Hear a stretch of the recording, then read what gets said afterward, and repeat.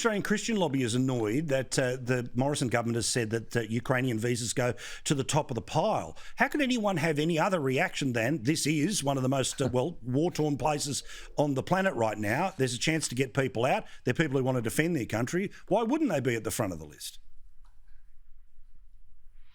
I just think sometimes, Paul, Scott Morrison's choice of words just rubs people up the wrong way, and saying they're at the top of the pile obviously angered the Christian lobby. So he's just got to be a bit more careful, Paul, with his language. I know this is, splitting hairs a bit, but this is just going to upset and outrage people. And sometimes I think Scott Morrison just speaks before he actually thinks what is coming out.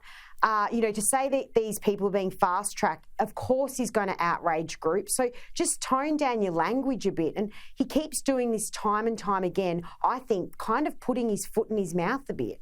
What do you think, Gleeso? I mean, there's 13,500 places. To be fair, when we talk about the top of the pile, there's multiple things that are on the top of the pile. Of course, people fleeing the Taliban. But why wouldn't you say that about people coming out of places like Ukraine? Look, I think the Ukrainians have demonstrated to the world that as far as humanity goes, they're at the top of the tree right now. I very rarely disagree with Sophie Elsworth because I think she's an absolute star. But in this instance, of course they need to be at the top of... Of course they need to be at the top of the tree. No, Sophie, they are being bombed. I mean, we're lucky we're sitting in Australia. They are actually being bombed right now and they're seeking refugee or asylum status. Of course they should be at the top of the tree. Give them a break, Gary, for God's I hear sake. you grimace. Why of which do you grimace?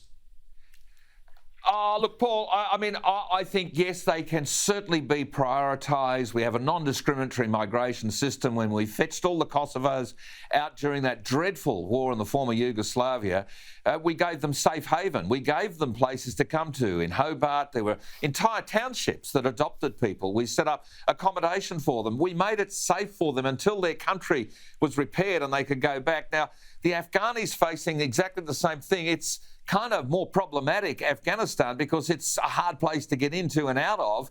But my understanding is the Taliban are quite happy for people who want to go because, hey, it makes the remnants easier to control. And there are people who are keen to come here.